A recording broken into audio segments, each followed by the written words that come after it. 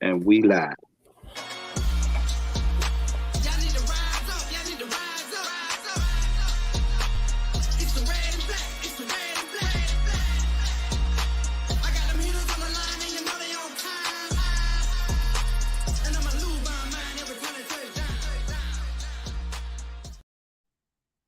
What up, what up, what up, man? It's your boy, the Falcons therapist. Why in the dickens is this thing up here? This is another Dirty Bird Thursday, and I'm pumped. It's another week of football. Yes, sir. But, hey, let's get to it. To my right, we got the resident nose tackle himself. Big Ant, what up, man? What's going on, everybody? Hey, we back in the building. Ready to get this thing rolling. And right below me, we have the quiet storm himself, Loch Ness. What up, Loch? What's going on, man? I'm just ready to talk football, man. Couple of stories developing as we speak, so we just want to talk about it. Yes, sir. Yes, sir. So before we get into that, let's go ahead and do our Dirty Bird Thursday roll call. We got our homie Brian Peoples in there. We got ATL Leo. What's going on? Jamarius. What's going on? Bubba Gump. D Sloan.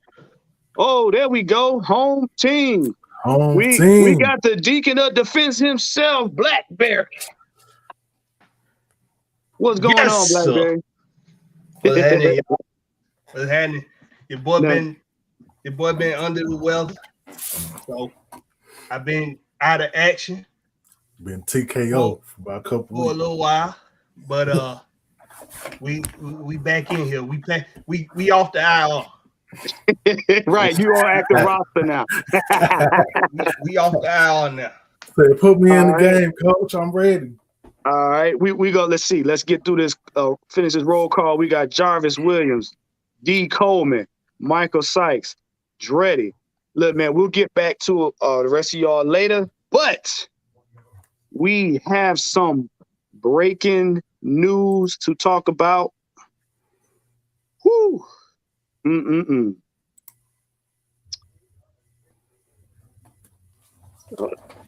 All right. Source: Amy Dash, Antonio Brown arrested for standoff.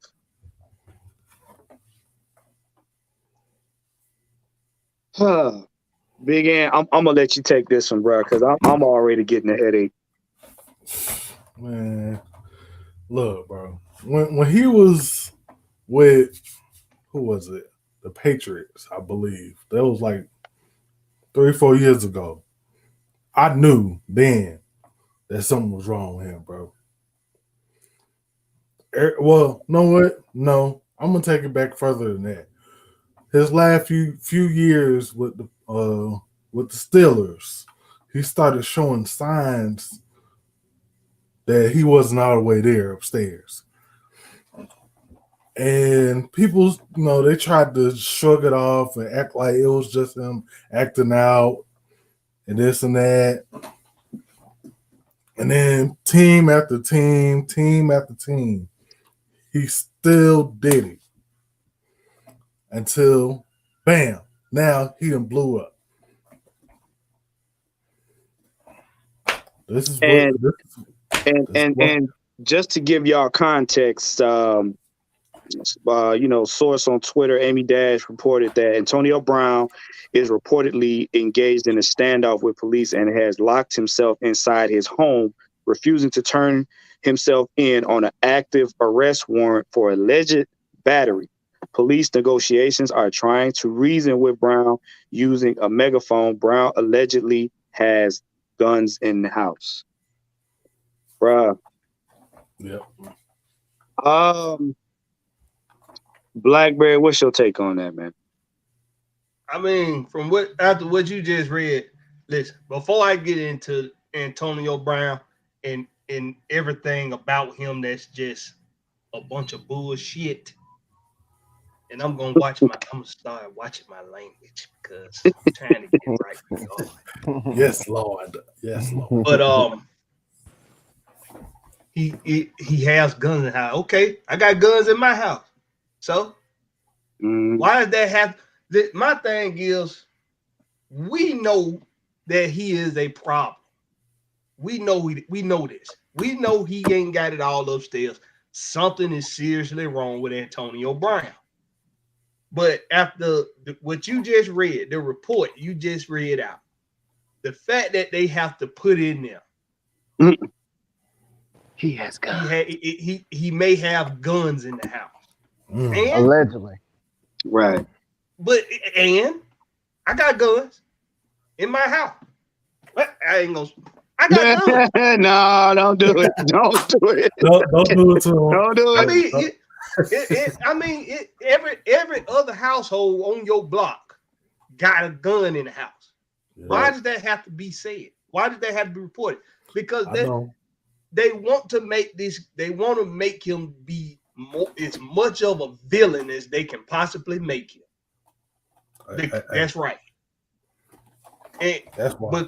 Because he a black man and he already got a hot head. He can't stay out of trouble for nothing. And because when we first started, I was about to really just go in on Antonio Brown and just be like, bro, just get your stuff together, bro. Just get out the limelight, go find a hole for you to go climb in and stay there and get your mind right for the next 2-3 years. And when you resurface, be a whole nother guy. Be right with God, be right with yourself, and have your mental right. Because right now, your mental and your spirit is just gone. You out of here, bro. You spaced out. You're not in this realm anymore. You in a whole nother place right now. And it ain't a good place. I was really just about to go in on him. Mm-hmm. But the fact that the media have to put so much, they have to make him more of a villain than what he already make himself. They have to make him more of a bad guy from what he already is because of the color of his skin. Yep. Mm-hmm. And this is getting ridiculous. The world know that Antonio Brown is a cancer to society right now and a cancer to himself. We know this. But you don't have to what's the saying? You don't have to kick a man while he's down. Oh, he said he may have guns in the house. I'm sure. He's a black man in America and he's famous and he might still have money. I'm sure he still got money. Why you got to? He said he may have guns because he on a standoff with the police. Let's be real. Standoffs with police are happening every single day. Anybody live in Atlanta that ride on 285, you see a standoff every day. Every day. Facts. Yeah, that's common. That's commonplace. A standoff is literally a cop pulling me over and asking me to step out the car. That's these days. That's a standoff because he gonna call about 3-4 calls for backup. Or BlackBerry, not refusing not to give them your ID, and refusing not to get it. Now that's just stupid. That's just stupid, AB. What you got, Locke? Cuckoo. Oh, okay, so. First, let me piggyback on what BlackBerry said. I say this in one of my raps.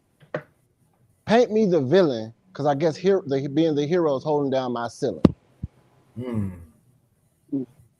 So when you want to be the hero, nobody wants to see the hero. But as soon as you're the villain, I guess your ceiling get rise, like you get so much accolades. See, the thing is, it's a lot to unpack from this, just by going off what you said, one about the alleged guns, and like a BlackBerry allude to the fact that, hey, everybody got guns. If you're a law-abiding citizen, you can get that. Even if you're not, you can get that. Just what it is. But the thing is, it was a lot of stuff that Antonio Brown was doing that led to his demise in the NFL. I mean, and you're doing stuff, like if you don't, from what I've heard, you know, he was doing interviews about how he had pictures of said quarterbacks' wives. You know, you was actually living in their household because somebody brought you down to Tampa Bay, and you know, it's a lot of stuff that involved him when it was a whole bunch of mess. But this reminds me of someone when you're down, when you're fighting demons, and when you're going through stuff, when you don't have that big brother, that person to come in and be like, "Hey, bro, boom, let me be a truth teller. Yeah. Let me be a truth teller," and be like, "Hey," and they respect you. They respect you. So if you sit and they sit you down and you say, "Hey, bro, you messing up, my G." A lot of NFL players, pro entertainment, whatever, if they had big brothers, vis-a-vis, big, you know, it's a lot of people. Because in the media, if you notice, they paint our faces on the media just what it is. Like I said, as a black man or just somebody that's, I don't want to get into that, but it's just that my G needs somebody that's going to basically tell him the truth. And so he'll be able to understand and get the help that he needs. A lot of people think in our society, think getting help is bad. You know what I'm saying? Certain issues people need to go through and they need to get the help that they need. But some people feel like they pride get in the way, or they feel like it's an issue to get the actual help that they need. So I think my G just needs some help. And as far as this standoff goes, like you said, at the end of the day, bro, this is standoff. Like I said, just by being asked to give your ID when you haven't even did anything wrong. And they're trying to ask you, who are you? Like I seen a video when a dude was asked, "What you doing?" And he was like, "What you mean what I'm doing? Let me see your ID." Yeah, what you mean? You're walking around the house. He said, "I live here. I can walk around my house." Yeah. You know what I'm saying? So at the end of the day, man, these are self-inflicted. And this is just shows that my G just doesn't have a big brother figure or somebody who he respects and that can sit him down and be a truth teller. But you think about this also. Everybody feeds off negative. If he was doing something positive, they're still, even in the media, they'll bring up something negative to allude the fact that he's doing something positive. Nobody talks about how he raised money and how he did this for, you know, raising money and all this. They'll talk about this stuff. And like you said, if he's somebody that, you know, he's gonna get painted in a bad light regardless of what. And if he's in a standoff, more than likely it's I don't know, I don't want to get into the media propaganda, but it's like, you know, they paint a picture of what they want the narrative to be. That's all I'm gonna say. And that's all I'm gonna say to that. Well, I'm gonna take this into another direction and from a couple angles. For one, it's about choices, consequences, and appearances. Because we all know, number one, I'm gonna say it, the NFL, the NBA, the NHL, whatever sports arena you're in, will not save you from everyday life.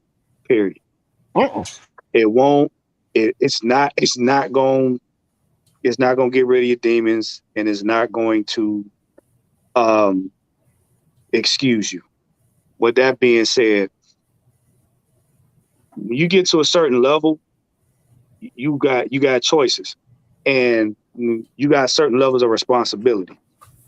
You in the media, you got a certain level of responsibility. We're in the media, we got a certain level of responsibility. Yep. And what happens is you make so many bad decisions, and like I was mentioning to Maggie, you gotta understand, court system is not favorable for us. It's not. So, you know, if you've ever had a traffic citation, you know, there's always that one person in the courtroom, and the judge tell them, "I don't want to see you no more. Next time I see you in here, it's going to be an issue." And just by that paragraph alone, that one line in there, what he's allegedly accused of, and his actions thereafter, is a man where, number one, he don't want to go back and face that. He don't want to go back and face the judge for nothing, because a lot of times our athletes, unfortunately, sometimes become the example. And we've seen it earlier this season. We're not going to get into it, but we've seen it earlier this season. Whether you believe them innocent or guilty, that's not my call. But what it does attest to is choices, because we all got choices. Sometimes we make bad choices. And you're right. The media is going to be biased. That's just a fact. The media is going to be biased. But on a deeper note, this man has had and has issues that a lot of us probably don't know about, even outside of the ones that were spoken. And he's right now feeling like he don't have no way out. And like Locke said, it could have been the fact that, yeah, he could have needed a mentor. We all need mentors, because we all get to that point in our life where we get off our track. Breaking point. You know what I'm saying? Everybody got a breaking point. And I'm not excusing what he did or did not do.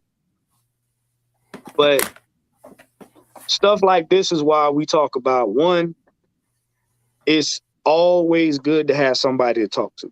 Mm-hmm. Number two. Amen. Number two, accountability. Mm-hmm. You gotta have somebody or something that's gonna hold you accountable for stuff. Mm-hmm. Because this environment we in now is not going to help give you any chances. They're not trying to give you chances. They're not trying to see you in a good light a lot of times. Cancel culture is holding a lot of people accountable for stuff back in the years. And then what you have to understand is, being a sports entertainer or a media mogul, you're held to a higher standard. Mm-hmm. And they look at it, they're looking now to make examples, because they want to try to show that nobody is above, quote unquote, media opinion. And it's unfortunate. It's unfortunate. What I will say is, I hope that brother get help. You know what I'm saying? And, I hope this event will become a learning lesson, even though it may not. But I just hope that brother gets some help, because he's a great talent, but it's something going on in his head that ain't right. What you about to say, Mike? Let me say this, because I'm not gonna have any friends when I say this, right? Really don't care. But I'm gonna keep it real. We got to stop this pro-black bull crap, blaming the media for everything that you do wrong. At the end of the day, whether you have a team or you don't have a team, it is your choice. Now, granted, this guy we know that he has issues when it comes down to his mentality. Mm-hmm. We all can see it. It's plain. It's right there. It's not hidden. You can see it. It's for the world to see. There is an issue going on, but he's not an idiot. Antonio Brown is not. He's not ignorant. He's not a guy that's not very intelligent. You don't make this much money. You don't make it in the world this long without actually being smart and good at something. So he knows exactly what he's doing. With that said, what's wrong with a lot of just the world today is just everybody want to let the bullshit go. Right. They want to make an excuse for the bull crap. He messed up. Okay? I want people to understand what I'm saying. He did it. So whether or not he's getting advice, we don't know if he's getting advice. He probably has a team that's behind him right now that is doing everything they possibly can, but there's a choice. There's a choice everyone has to either listen or don't listen. And I refuse to believe that guys like Tom Brady, Ben Roethlisberger, all those guys at the Pittsburgh, from the Tampa Bay organization to his family, no one has said to him, bro, what's going on, bro? Slow down.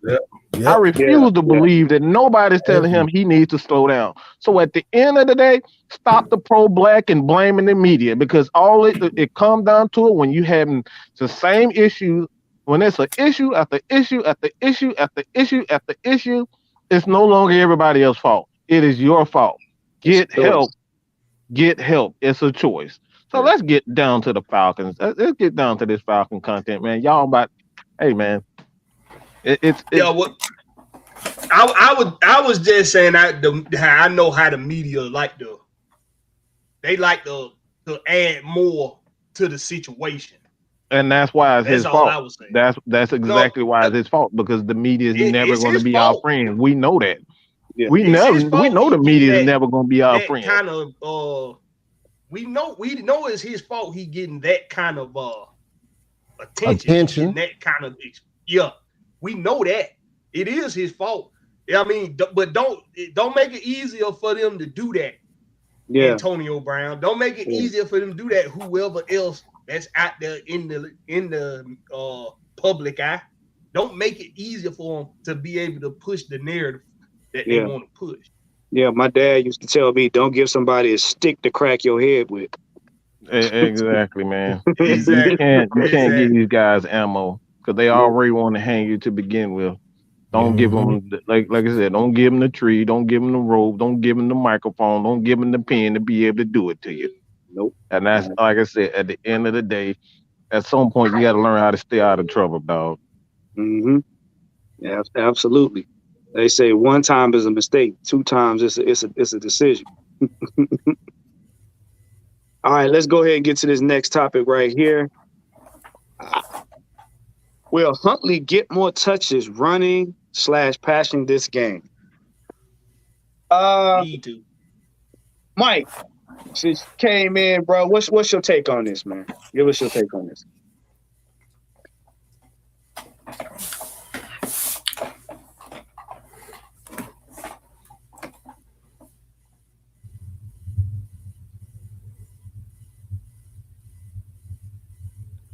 Mike, you still there?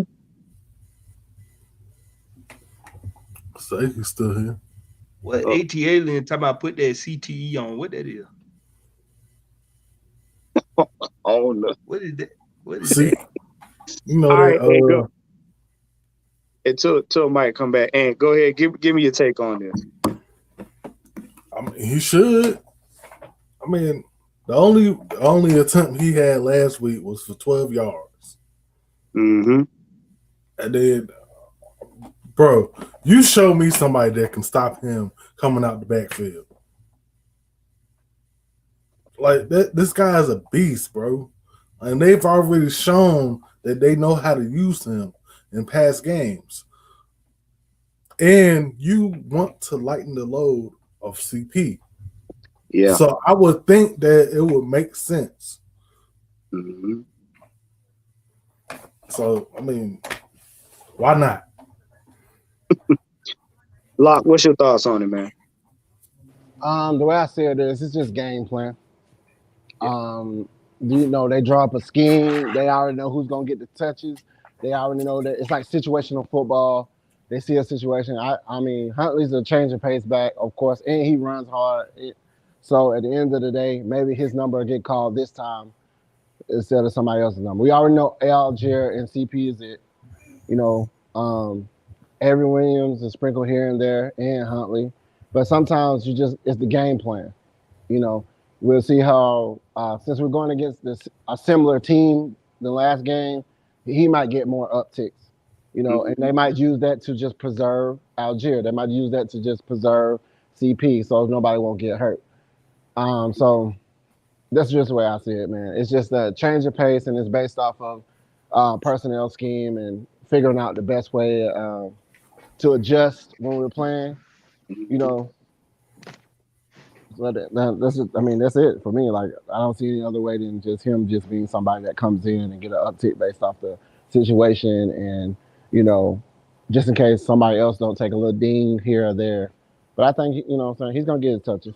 It's running back by committee anyway. So any game they can just decide in the second half, hey, okay, Huntley, you going first. They do it all the time, so it's nothing that we're not used to seeing. What about you, Blackberry? I want to see him get more touches because it's like every time he get the damn ball, he picking up a handful of yards.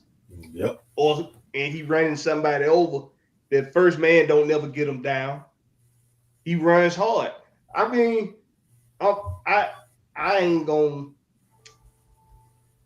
critique Arthur Smith's game plan because, like I said, like I've been saying all year long, Arthur Smith's game plan works every single week. It's just whether or not when they execute, sometimes they execute, sometimes they don't. That's more the key. That's the key, but more so than not, they have been executing the game plan. But I do want to see Huntley get the ball more because I think you increase productivity with Huntley carrying the ball more. I think you increase productivity with Algier carrying the ball more. If we can get those two guys carrying the ball of similar to not as much, but similar to the amount that they were when CP was out to injury. Yeah.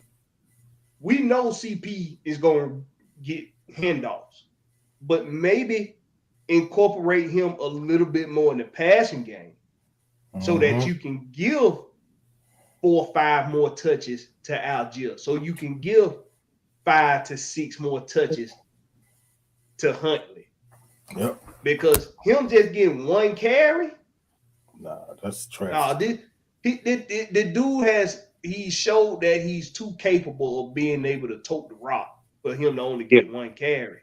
And I think for the team, it gives the team more of a chance to score the ball when Huntley's carrying the ball. I mean, him and Algier inside the goal line, him and Algier inside of the red zone, these guys pick up yards, tough yards. When you need those tough yards, Huntley and Algier are your guys. I mean, CP can get you tough yards too, but we know with CP, we have to make sure he got the legs for the long run. Algier and Huntley, especially Algier, they still young enough to be able to run the hell out of them. Yep. So that's my take on it. Mike, you still there?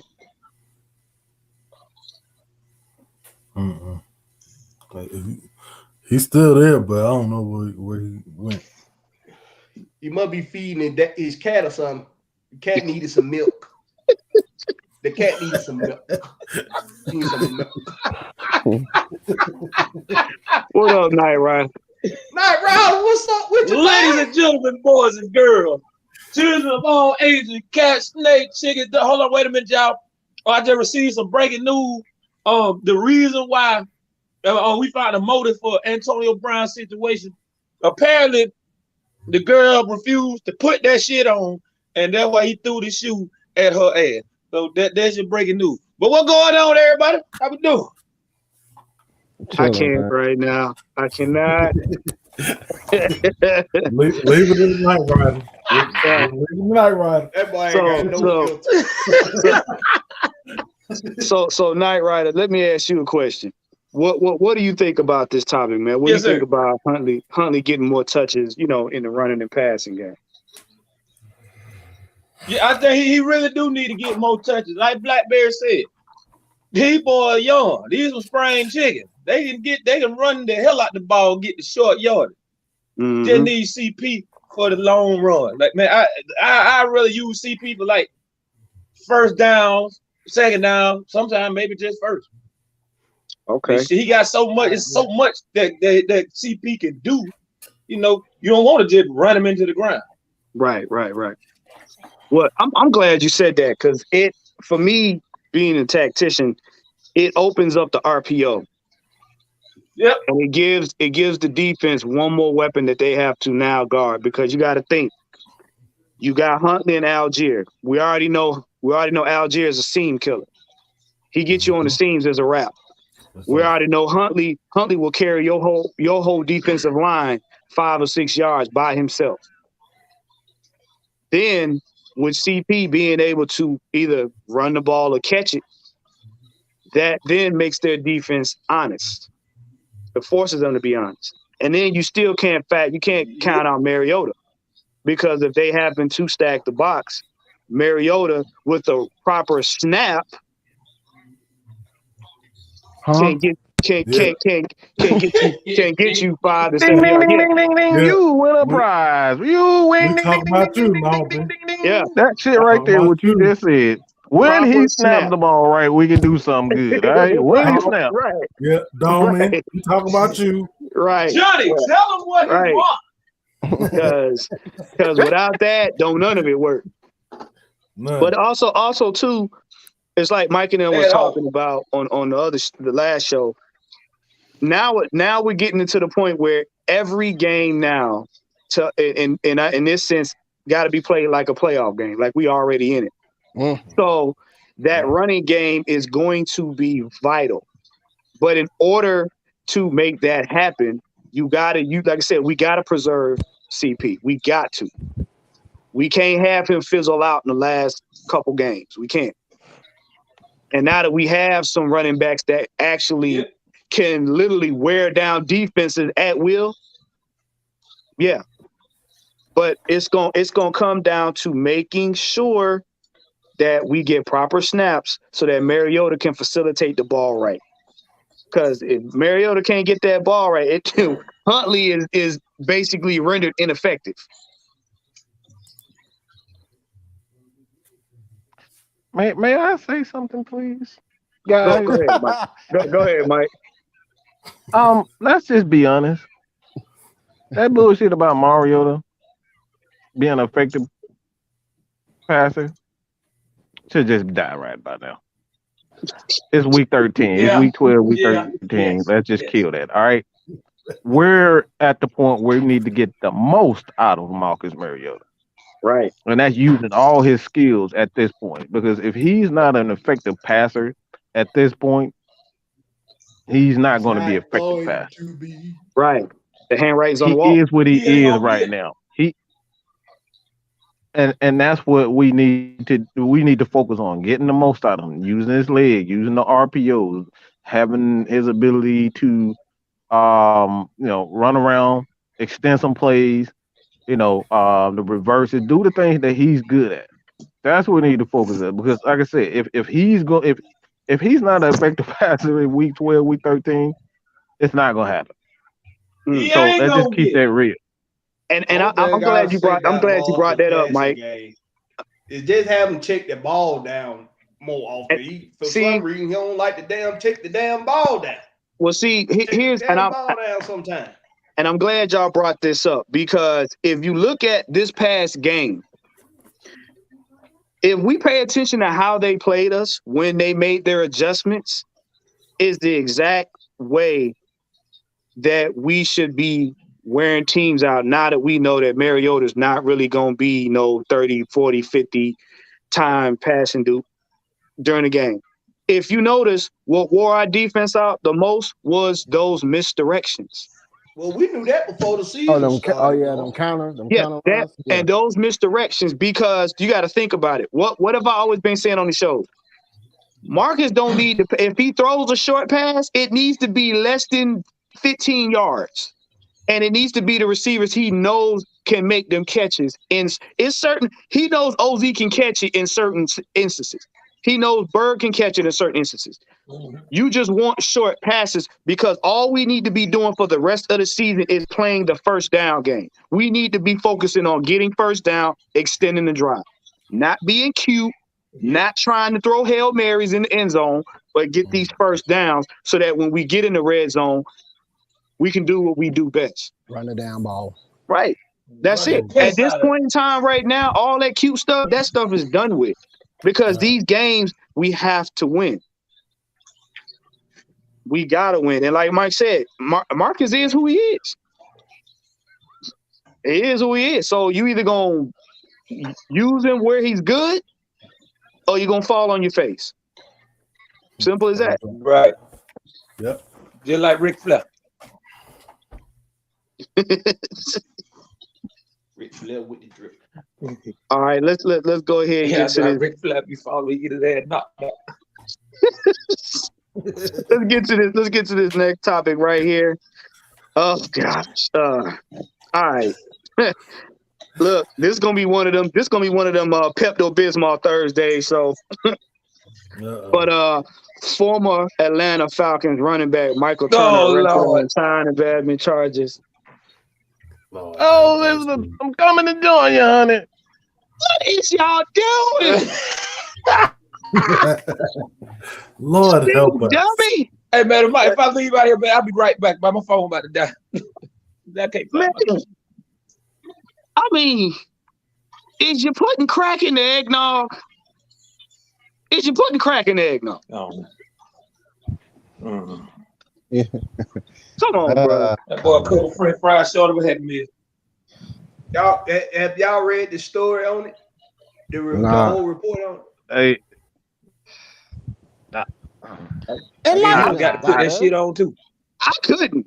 I just couldn't. I'm not gonna judge him because look, I don't know who that woman is. That heifer could be crazy as batshit, and that's probably why he running away from that kid. I'm not gonna judge him. It just don't look. It just don't look right. Just don't. You know, that's why I asked if y'all read the story on it. Because I'm gonna leave that. I don't want to touch that, bro. When it comes with situations with the children and the woman and all that, and these guys get arrested. Listen, man, I done been in county in a cell block full of guys that was in there for child support, child abandonment, and all of them had a story. Not all of them was in there because they just put the kid out on the side of 285 and got the hell on. Because I don't know the whole story behind it, I'm like, Mike, I'm not gonna judge them. Because I digress. I don't know. Sometimes it's these females or whatever, or your partner, or whatever you choose to have, and y'all got kids together. And sometimes it's these dudes that just deadbeat fathers, but sometimes it's not. So I'm not gonna judge the man. I don't know the story. You get pulled over by the Cab County right now in front of the damn jailhouse, and they'll just create a damn charge to put your ass in there, folks. I'm gonna be honest with you. I'm gonna be honest with you on that. I'm gonna be honest with you on that. That comes from us not knowing the law. Yeah. Be honest with you. Hold on. Say that again, Juan. That comes from us not knowing the law. That's that. I'm gonna leave it at that. Y'all can take it where you want to take it, but that's that comes from us not knowing the law. We know the deal. I'm gonna go. We're gonna skip over this because this right here, we'll be getting. We'll have Twitter coming in. Yeah, we'll get some people in hot under that. This is touchy subject, bro. I don't want no part of it. Let's get away from it. Yeah. Okay. I think this will shift gears right here. Everything start on Kyle Pitts being out for the season. Mike, go ahead and put them with your thoughts, man. Why the hell I gotta be first? God damn. We want to know the man scientist thoughts. Give me the bullshit.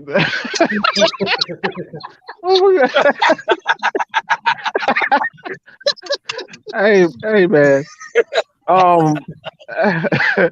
As I stated on heavy hitters, what the hell I said? Oh, the heavy hitters, man. I don't think the Falcons' offense will struggle too much. I think, for the most part, the reason why I think that is because this foundation is predicated on the run and the offensive line, the running backs, and using the quarterbacks as an extension of the run game. So as far as our ability to keep the offense, keep the clock churning, getting 5 yards here, 3 yards here, that's our style of offense anyway. We don't need a Kyle Pitts to be able to do that in particular. However, we will struggle with creating big plays, getting those key catches in big moments. We will struggle there. but you still have a guy in CP.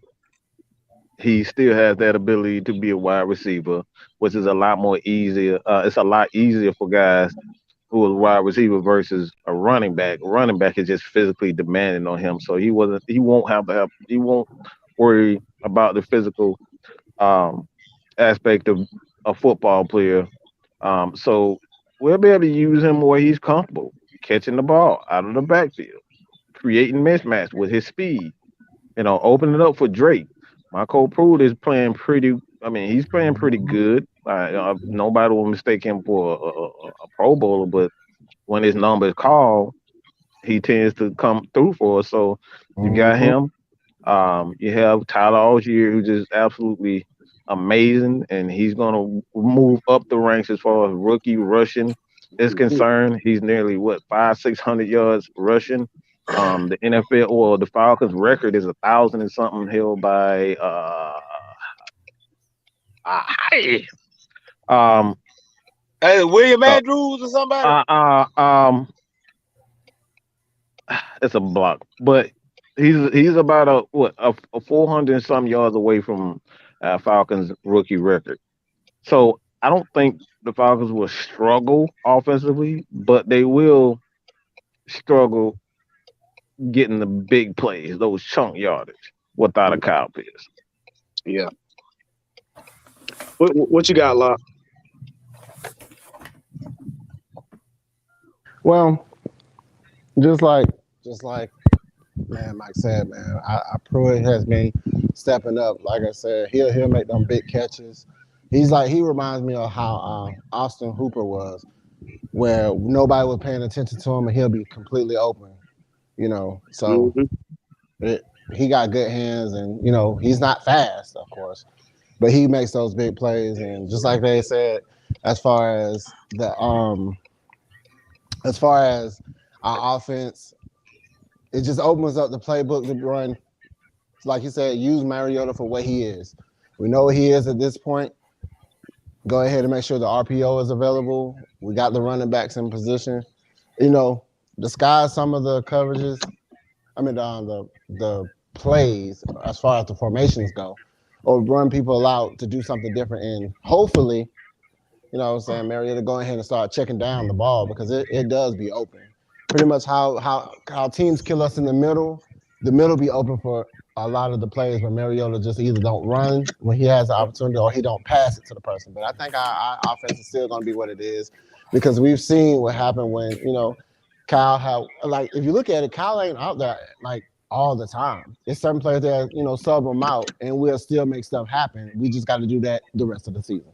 That's how I take. That's my take on that. What you got, Blackberry? I mean, it sucks, but there's this offense wasn't built around Kyle Pitts. No, it wasn't. And us here, we said it before the season even started. We said it during training camp. This offense is not going to be pass first. It's not going to wow anybody in the stat on a stat sheet. How many yards a receiver got? How many yards Pitts got? How many yards anybody got? This stat sheet not going to wow nobody, because it's everybody by committee. It's running back by committee. It's receiver by committee. It's tight ends by committee. It's everybody by committee. Hell, it's even been left guard by committee this season. So, I mean, it sucks. Okay, I'm gonna give a lot of the common fans a little bit of comfort here. Y'all didn't think he was getting enough touches anyway. I was about to say that. Thank you. Y'all didn't think he was getting the ball enough anyway. So if we've been able to not only be competitive, but if we've been able to win games with Kyle Pitts not getting enough touches for y'all. It's nothing gonna change here. When I look at film, when I go back and look, all the attention that a lot of people were saying that Kyle Pitts is gonna get, he ain't been getting from defenses. Mm-mm. He hasn't been getting that kind of attention, being doubled and all that. He's doubled here and there on third and longs, stuff like that. Third and mediums, he might be doubled, but he's not really being doubled much. Most of the safeties over the top have been over Drake London because they know that boy like to get up in your shit and snag everything out the air on you. He like to go get balls. So that's really who most of the help has been going to for corners and for safeties. Because I kid you not. I think that was that Browns game. They had two safeties on Drake London, not two corners, two safeties. Mm-hmm. It's not going to hurt us schematically. It's not going to hurt us game plan wise because it wasn't built around Kyle Pitts anyway. The attention that some fans think he gets that helps other guys get open, he wasn't getting that attention like y'all thought he was, like y'all think he has. He hasn't been getting it.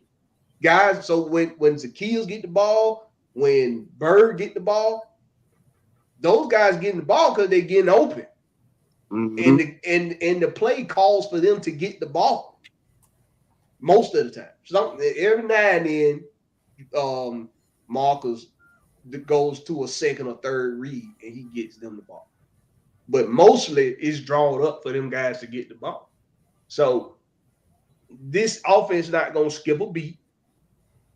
It's still going to be effective, just like it was this past week. It was still effective. And there was no Kyle Pitts. So just get used to it. And no bitching about it, okay? Good luck with that. What's your thoughts, Ant? Well, I think I've mentioned this numerous other places. Watch out for Parker Hesse. I mean, he's not going to, blow you away with, with talent or whatnot, but he can make plays and block. Thank you. Mm-hmm. Mm-hmm. He fits our scheme perfectly. What we want to do here, he fits it to the T. So watch out for him. Well, my thoughts on Kyle Pitts being out for the season is that something Coach and I talked about maybe a couple games back. Kyle Pitts not being on the field basically takes the expectation off Mariota to throw it. Because as long as Kyle was on the field, the expectation was Mariota needs to get him the ball, which means that he needs to throw it, which is not his strong suit. And he maybe, I don't know, because I'm not in the man's mental, but it seems as though, in my opinion, he was badgering himself to live up to that standard. And that wasn't where he was comfortable. So if you notice in certain games, in certain instances, he would try to force feed Kyle the ball, and it didn't work. Either it was too far or too short. Granted, a couple times Kyle could have really went for the ball on those throws, but I digress. With him not being on the field, he doesn't have that standard to live up to. Now he can play ball. And like Blackberry said, whatever the play calls for, he's more comfortable getting them getting those reads and getting the ball out, whether it be handing it off or doing a short pass across the middle. He doesn't feel like he has to. He doesn't feel like he has to be that hero. So, like Mike said, no, we not gonna skip a beat because Blackberry, you're right. Drake now has taken the spotlight off of it because they know at any given moment Drake can get the ball and make a play. So, and you watch these next games is gonna be more so, in my opinion, geared towards trying to knock Marcus's block off. Because now people are going to see that we're going to lean heavily on the run game. So that's my take on that. You guys got anything else?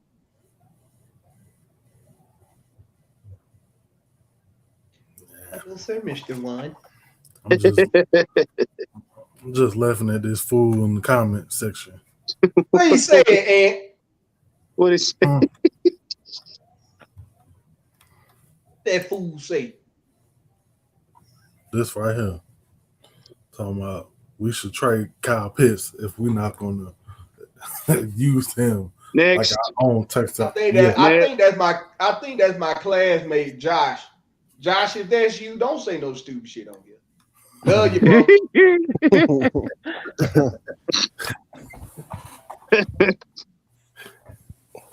I can't. Next topic. I can't. Is Arthur Smith too stubborn? Blackberry. Damn, I wanted this shit, first. You don't give me that bullshit. You next, Mike, because I already know where you go with this. I already know where you go. I'm gonna let Blackberry pour the gasoline. I'm gonna let you set it on fire. Blackberry, go ahead, man. Okay. You said fire. I like that shit. Blackberry, what you think? I'll say this. Hell yeah, he is. So what? Who the hell cares? That's what you're supposed to be as a head coach. Do shit your way. Nothing at all. The problem for me is he too stubborn. The thing for me is because what you want, especially at the position of quarterback, and this largely due to the fact that he's not playing a certain quarterback, and I won't mention that certain quarterback because he ain't really black anyway. You know what I'm saying? He half black, so you know how that goes. He's not playing a certain quarterback. So people feel as though that he's being too stubborn. I say, so freaking what? Thank you. Who the hell cares if he's being too stubborn? Because as a player, okay, as a player, look, I'm trying to be nice. All right, I ain't gonna always shoot the kill. Okay, I might aim at your leg, your toe. All right. So the problem is as a player, you want him to be too damn stubborn to keep you in the lineup and have you get as many chances as you possibly can. That's as a player, that's what you want. You don't want the coach to quickly give up on you. So I commend him as a head coach to sticking with his quarterback, sticking with his schemes, sticking with his coaches, sticking with his players. I commend him for that. The problem is he fucking stupid. Because we got some stupid head coaches out here. Yep. We had a stupid head coach. We got a lot of dumb head coaches out here. Giving Tom Brady all the power and then look at the team now.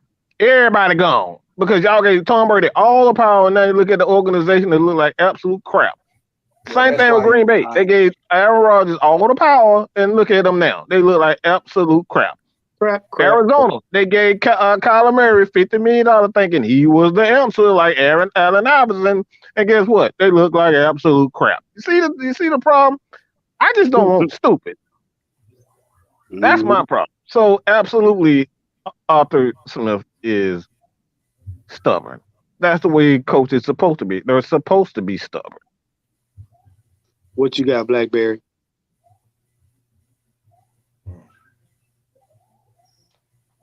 Mike said what I was gonna say, but I'm gonna take it. I'm gonna throw a curveball in there a little bit. Is he too stubborn? He's not too stubborn, unless you're asking if he's too stubborn enough not to play Ritter and to continue to play Marcus. Because I think that's what it's all based, what that is based around with the fan base is Arthur Smith. He's too stubborn to play Ritter because Marcus is his boy, and he a second year head coach, and he trying to prove something to the industry, or he trying to prove something to whoever. That's not the case. Like Mike said, I like it when my coach is stubborn. Damn it. I like that because that means he's confident in what he's doing. He's confident in the product he's putting out there on the field. He's confident in the personnel that he's developing. He's confident in everything that he has planned for the team. So, do I want a coach that's going to be like the Carolina Panthers and every time the damn wind blow, I want to make a damn change? No. I don't want that. That does not show consistency. That does not show persistence. That don't show strength. That show weakness. So is he too stubborn? No, he's not too stubborn. He's just the right amount of stubborn that I like. Yep.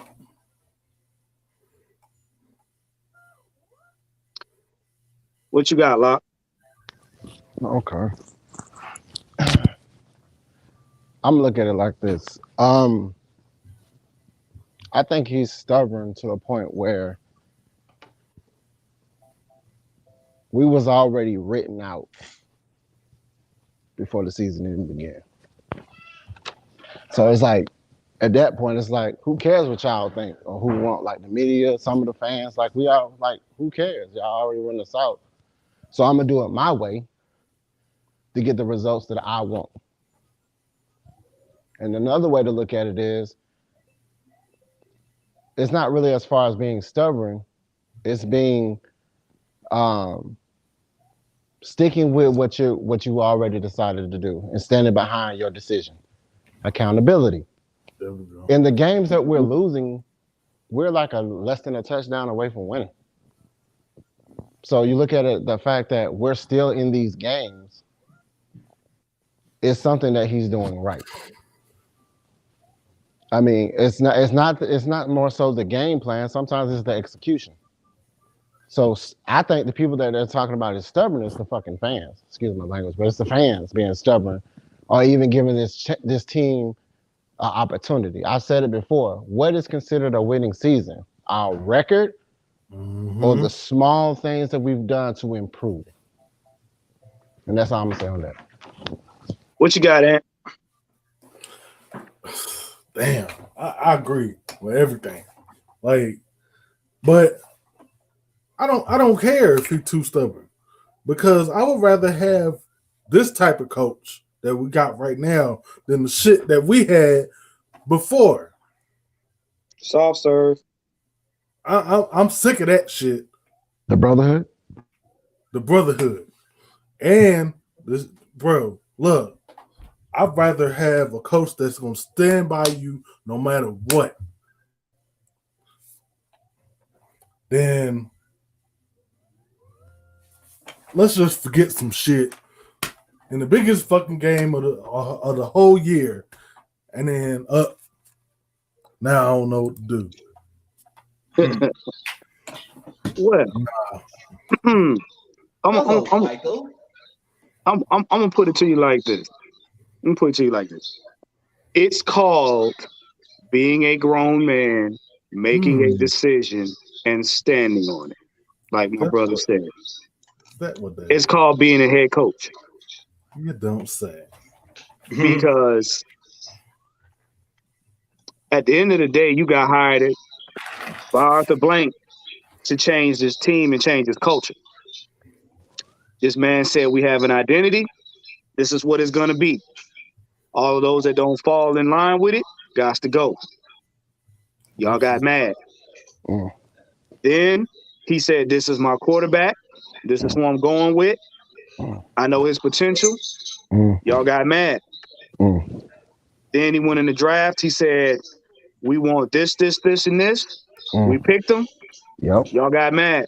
Then we picked a rookie quarterback that was in the same, cut from the same cloth as the quarterback he picked previously.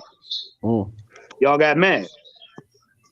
Then you said, well, we're going to run the ball and play football our way, and it's not going to be pretty. Y'all got mad. So you see where I'm going with this? Big man. Big man. So now, Big man, yeah. Y'all said we was going to be 2-15. We're almost at 7 games. Y'all still mad. Still mad. So he said, okay, this quarterback, you know, he rough around the edges. Y'all still mad.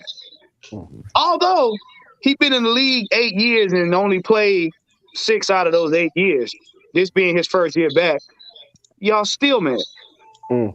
So now he won't put a quarterback in that is the future of this franchise because y'all tired of seeing a guy that y'all didn't like to begin with. So y'all still mad. It's not called being stubborn.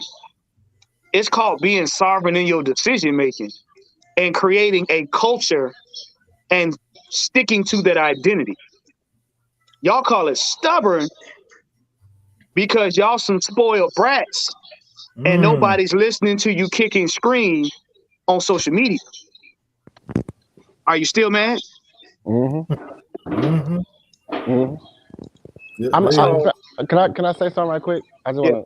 This has nothing to do with football, but it has more so to do with when somebody allows the team, their employees make the decision. Normally, the owners get rid of that person. So, look at Disney. When the dude said he let the employees make the decision, he's gone now. They brought back the old guy. So with that being said, with somebody that's standing on their word and somebody that's getting results, that's another thing. When you're getting results, it might not be the results that everybody expects. We want to win. We do want to win. But the improvement, the small successes, when we're getting results, you can look forward towards the future.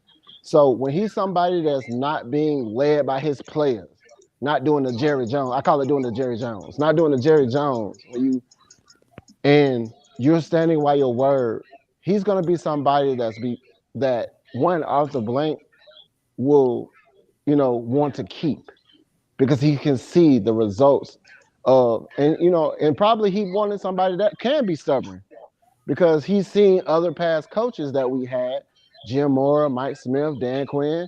These were some soft guys. He's got a sweet ball. Right. They let him run all over him, like all over. Because here's the deal: a strong coach, a stable coach, creates a stable identity. Foundation. That's it. Period. We're not going back and forth. And y'all hate it, and we love it. We love that you hate it because it's not about liking this team, it's about respect. And the only way we get respect is if we carve out a path, fortify that path, and stick with it. Because I'm gonna get to you, Ant, because when we had that season where we kicking everybody's ass, then y'all gonna be like, that's my team. And we told y'all these growing pains were gonna come should we change our culture? They still when forget all that the- we got it. Woo! Let's go Falcons! Yeah. Basically, what y'all wanted was y'all wanted the 2016 Falcons with a mobile quarterback. Not That's with all what you this wanted. not That with was all you this $60 million cap hit. No. That's what they wanted. They wanted a 2016 Super Bowl bound Atlanta Falcons with a mobile quarterback. Plain and simple. $80 And what million y'all got? in damn salary cap. Right. Mm-hmm. And when y'all got the gritty football team that we got now, all of a sudden your feelings is hurt. Well, I didn't really want it like this. I wanted a running quarterback that was going to throw for 500 yards, but run around while he's throwing the ball. But he got to throw it. He got to make 20 touchdowns, but he can't get no sacks. But at the same time, he got to be for the culture, but he can't be for the culture if we don't like him, and he has to listen to us on social media, and then when we don't like him, they got to fire the coach and get a new GM, and we are what we are. You either like it, and you got 3 options: close your eyes, turn your head, or don't watch. Like 31 other teams. I know, right? Have it your way. What you got, Ant? What you about to say? I was gonna ask you, when was the last time we was actually respected? 2016. That was They ain't even respect us then. Mm-mm. It They ain't was respect us I think then. it was the year. they did. I'm gonna tell you A when. long time. No. I'm gonna answer your question. I'm gonna tell you when, and you're gonna find this answer shocking. Mm-hmm. You know what? You know when they respected the Falcons? No Falcons? When we hoisted the Lombardi. Now that's gonna go over some of y'all head. Never. There you go. That's why I asked that. Well, yeah, you got a point there. Not right. What you got? I mean, shit. It might seem like he's stubborn. Like if you look at some of his body language and some of those press conferences and shit, you know, it might seem like he's stubborn, but folks gotta remember he only a 2nd-year head coach. Mm-hmm. He's growing with the team. Mm-hmm. He is growing with the team. I've seen a few folks. They be like, man, he too stubborn. He too stubborn. But how some of the what I'm trying to say. How people ask him some of those questions, and it might be some of the answers might be head scratching. It might make him seem like that, but I don't think he's too stubborn. I think the man know what he's doing.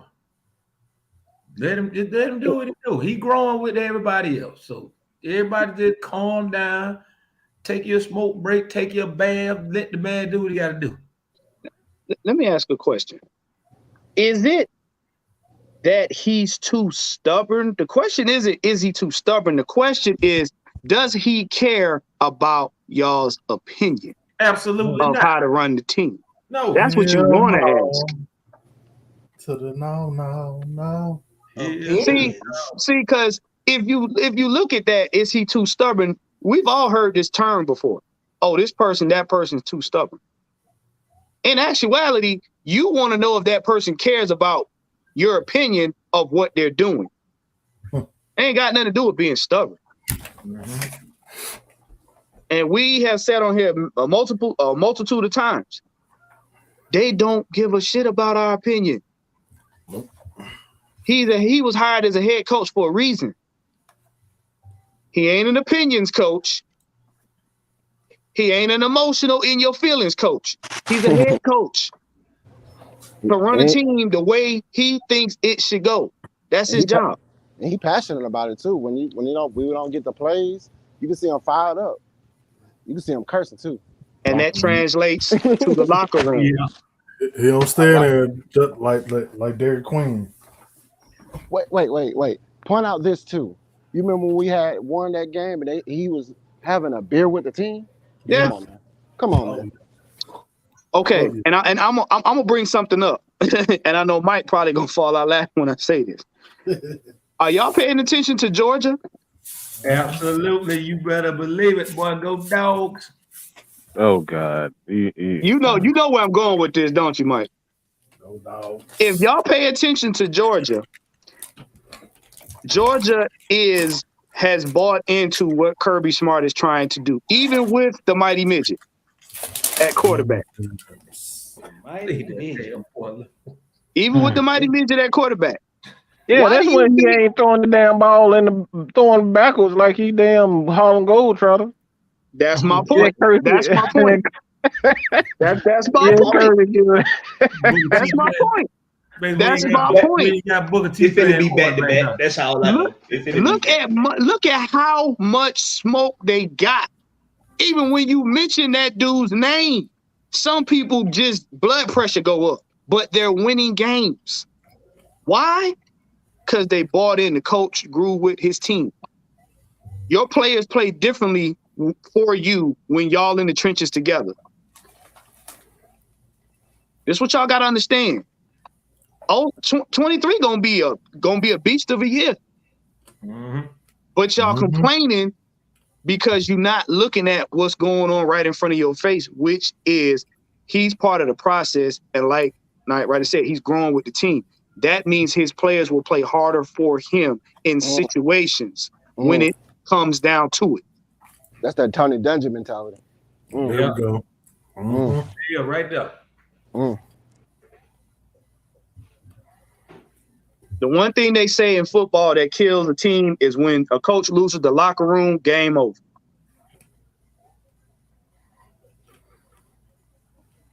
Game over. Because that means you will get nothing out of your team. I don't care if you got all stars on there. Once you lose the locker room, game over. Yep. Done.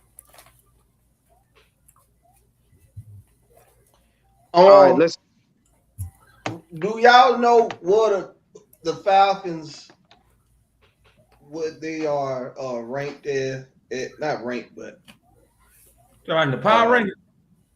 No, but where they are in rushing in the league. I'm looking at offense. I haven't seen it recently. Oh, I'm looking at it.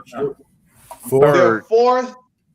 They're fourth right in yards averaged a game, and they're fourth in yards per carry. So is Arthur Smith too stubborn? Nope, because he's stubborn. He's gotten us running the shit out the ball. Run the piss out. Right. And how long we been asking for that? I Years. love it. Hey, hurts so good. So good. So good.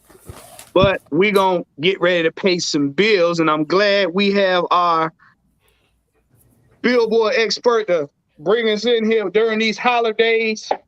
Yes, sir. This portion of the show, ladies and gentlemen, is brought to you by Manscaped, the premier product for male grooming. Y'all know the holidays is here. It's the first of the month. It's December.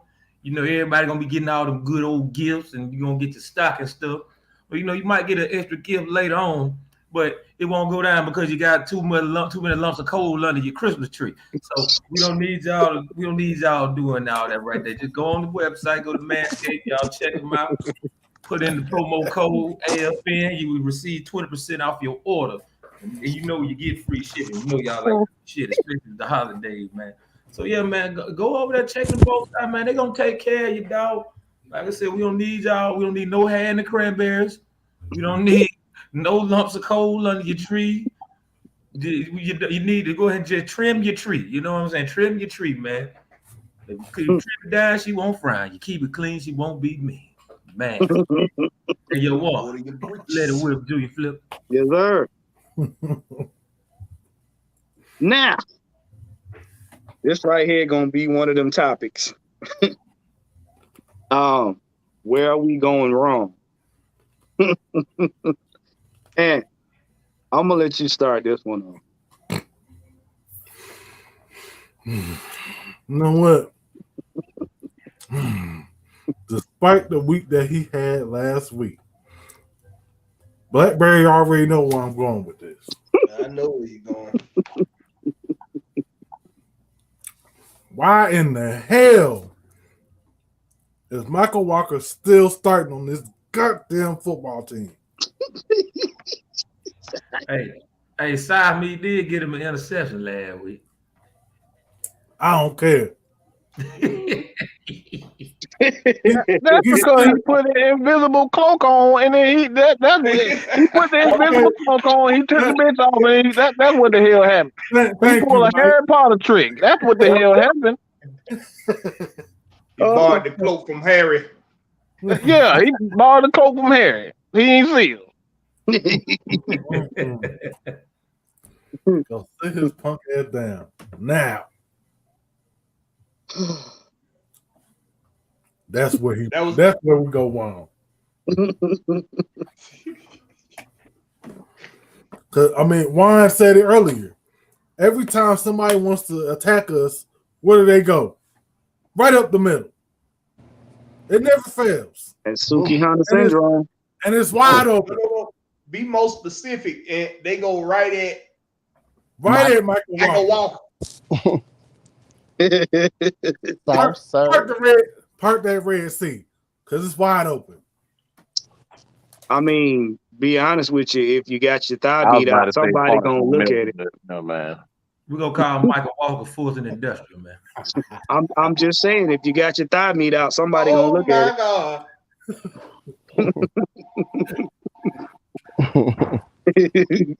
Yeah, I just went there. What you got, right there, the Fourth and Day. Right off the when you get right off that highway, right at there the bridge. Yeah, right there, the bridge. Oh, goddamn.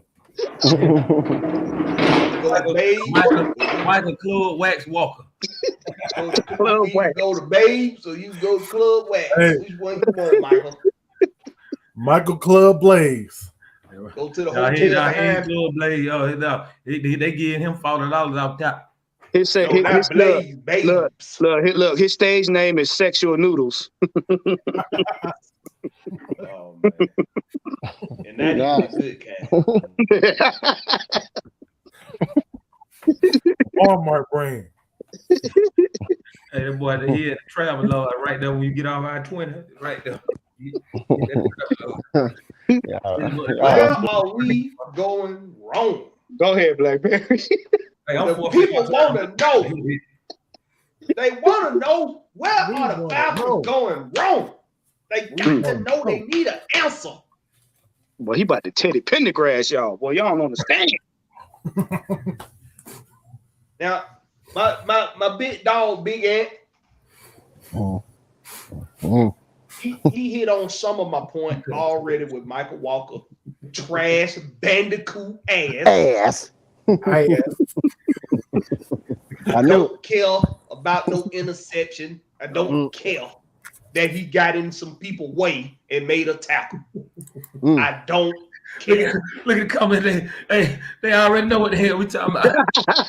Oh man, as soon as you start, you did that night, Ryan. That's your hey. Hey, bro. Wait. Why lock back there dropping aluminum foil? Leave them geek monsters on food, man. But what we going wrong is on defense. It's not on offense. It's on defense. Okay? And it's not just because we continue to play Michael Walker. It's not just because of that. For some reason, against Justin Fields, Dean Pease allowed his corners to be more aggressive and more free. But for some reason, against the Commanders, I guess he had a little more respect for their offense. So he had them guys bagging up more.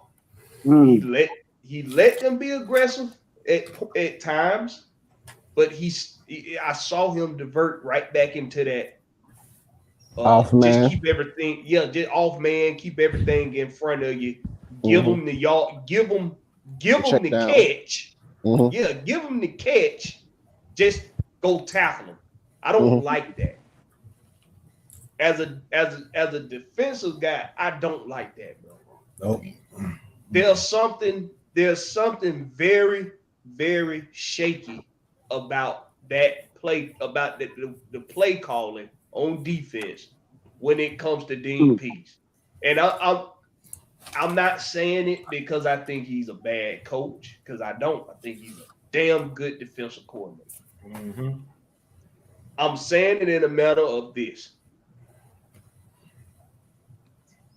What you have out there on the field is what you have to work with. I get that. Mm-hmm. But if you do not allow guys like Grady Jarrett, Lorenzo Carter, AK, Malone, even Ogundeji, if you don't allow those guys to do what they do best, which is apply pressure,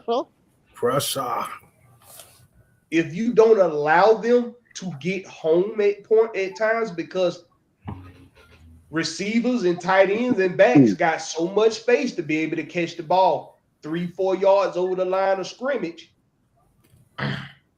Easy check downs, easy short slants, easy short drags, just easy routes that you're allowing these teams to be able to make. Easy plays like that turn into drive extenders. These guys can't get home. At some point, it has to be more than pressure. In the league right now, this is what I've been proven. This what's been proven to me in this league this year. These quarterbacks that are in the game now, even the ones that we have a lot of criticism about, they don't get flustered as much. They don't. No. Pressure isn't flustering anybody these days. It's just not. That does it still increase the chances of a mistake being made? Yes. But what you also count on is on the next play that they might make a mistake as well, because now they got that pressure in their face. But they not. These guys, Heineke, he was not flustered. He still went out there and made plays the next play, even after being pressured. At some point, you got to get it to where these guys can get home. You can design this defense for you to get more sacks, get more pressure, to get more tackles behind the line of scrimmage. You can design it because you have the speed on the edge, you have the stoutness in the middle, and you have linebackers that can get from sideline to sideline. So you have to get these guys to where their abilities is heightened, to where they play at their best ability up front. And the way you do that is you allow those corners to get more aggressive. Let them get up and press more often. I'm sorry, y'all.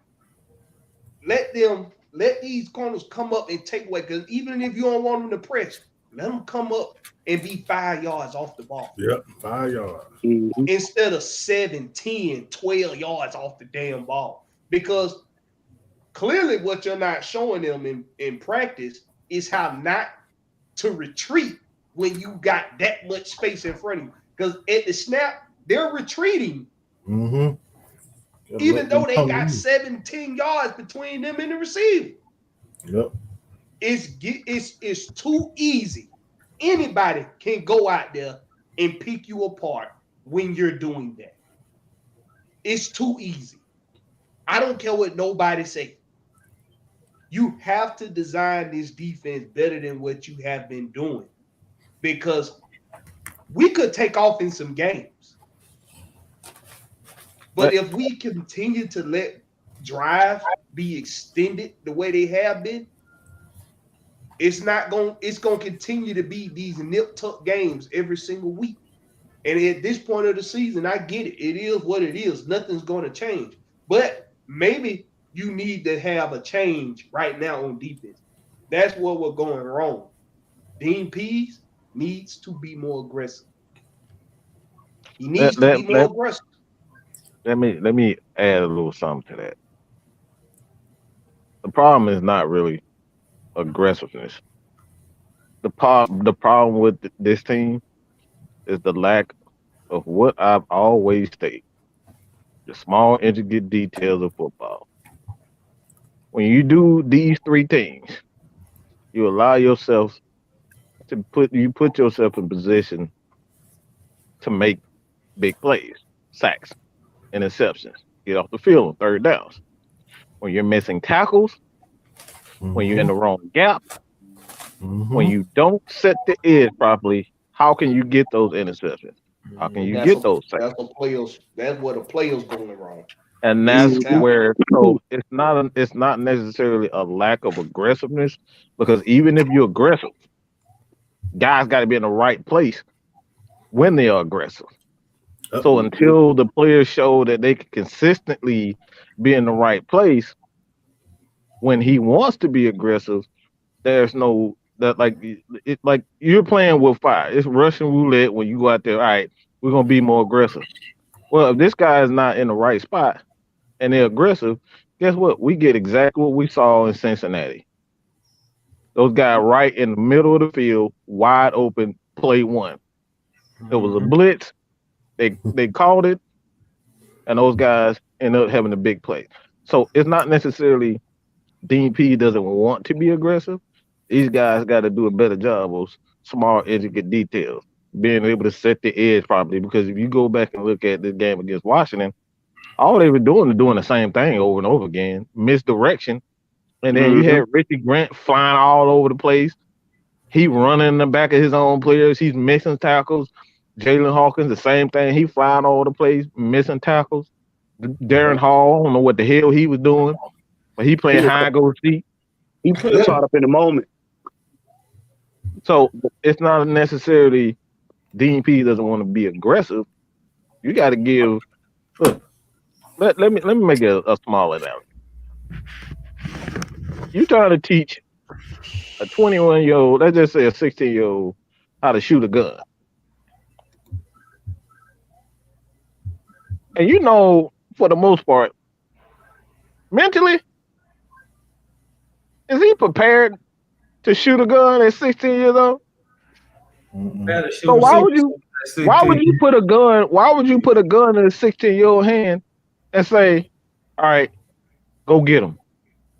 Right. That's essentially what you're saying with a Dean Pease. He don't have guys that are mentally strong enough to be aggressive in a defense. These guys aren't ready. They got to be mature enough to be in a position where they can be aggressive. Because even when certain guys are aggressive, guys like Troy Polamalu, Troy Polamalu was aggressive as hell, but he had one thing that he can do well that always saved his ass. He could tackle his ass off. Yeah, he should. He would put your butt on the ground every time. So that's the difference when it comes down to Blackberry. You're absolutely right. He does need to be, but these players got to show that they're ready to handle that responsibility. So you're absolutely right about it. And they got to show it, but you can't. I can't give them that cop out that they not mentally ready, because this is football. If you ain't mentally ready, I don't need you out there. that's 90% of the that damn near 70% of the NFL, bro. Right here. And missing tackles it was a big issue in that Commanders game. Even for guys who we thought who we saw was solid most of the year, like Richard Grant and Jalen Hawkins. Richard Grant had the worst game I seen him play all year against the Commanders. So that's an issue. But I can't give him that cop out about he ain't got the guys for that. Because you still got to trust these guys to go out there and play. Let's look at the roster then. Let's look at the roster. Who are these guys on the defensive line, the linebacking core, and in the secondary? You think they ready? Okay, so I'm gonna give you this. when it come up front, you take them out of that scenario because it is. Their assignments are geared right, like you said, they did a lot of misdirection against the Commanders. Mhm. Defensive linemen, they are that don't mean nothing to them. The misdirection. Their jobs, edge containment, stay solid in the middle. Yep, pressure up. Wherever the misdirection and all that come on that second level with them linebackers and with them safeties. Corners, you have your jobs. So when it come up front, I'm not worried about that. I'm not worried about aggressiveness up front because those guys, we know what their jobs is. Contain, stay solid in the middle. Now, linebacker wise, Sean Evans is that guy. Troy Anderson is that guy. Malone is that guy. I'm not worried about it with them. I'm not even worried about it with Richard Grant and Jalen Hawkins in the safety corps. And even when they plug in D Alford, or when I think Ford, he been out. But even when he was in, I didn't have that. I wasn't worried about that with him either. As far as with the corners go, AJ is a press corner. Darren Hall's not a press corner. With him, he's the only one that I would be like, yeah, we need to watch how aggressive we trying to let him be. But I'm gonna say this: when you have the person, they have the personnel to do what I'm suggesting. He's got to trust them because essentially what I'm saying is that when you trust those guys to be more aggressive in the second level and on the third level, those guys up front that we know what the potential that they getting every single week, they be this close, but don't get there. All it takes is a half a second for that quarterback to hold that ball a half a second longer. Those guys right there. I'm not worried about tackling on those other levels if those guys are being sticky and we can get home up front 3-4 more times in a game. So as far as the mind, are they really mentally ready for that aggressiveness? This group, they have that ability because we got a press corner in AJ. We got guys that like to come up, like Jalen Hawkins and Richie Grant. So I'm not worried about that. So Dean Pease has to be more aggressive. Well, look, before I say my piece, let's get this super chat here at 199 from Brian Peoples. He said the only problem on offense I see is bad snaps. Yeah, I can agree with that. We all see that shit. But what to Blackberry and Mike's point, I said this a while back on one of the other games. If you notice in that Washington game, some of them a lot of times they don't stay in the moment when something changes drastically. And that comes with maturing as far as a player.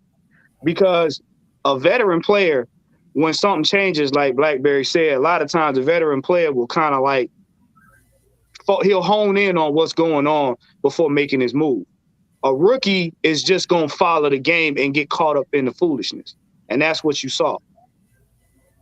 When you a veteran player and the offense on the other team drastically changes what they're doing, you got to be focused enough in that moment to say, okay, you got to be focused enough to execute your job even more so than when it's just they doing the regular mundane, what you've been seeing all game. And that's where our defense got messed up. The moment they started doing misdirection, everybody lost focus, and then they just trying to catch up to their assignment.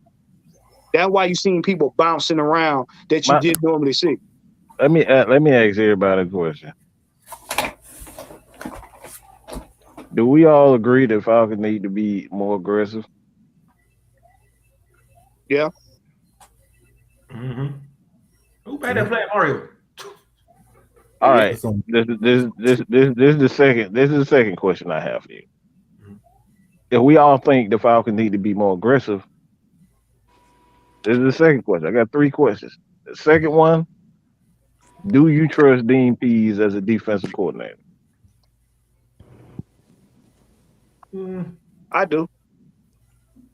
Because if we didn't, we wouldn't have got this far. I feel like if we had the personnel that will make his mastermind pretty much, I mean, he got what we got. Yeah. So until we get the personnel that we have, we're like hobbled. You know what I'm saying? So I So can't you really do say. trust him. I trust him. Black?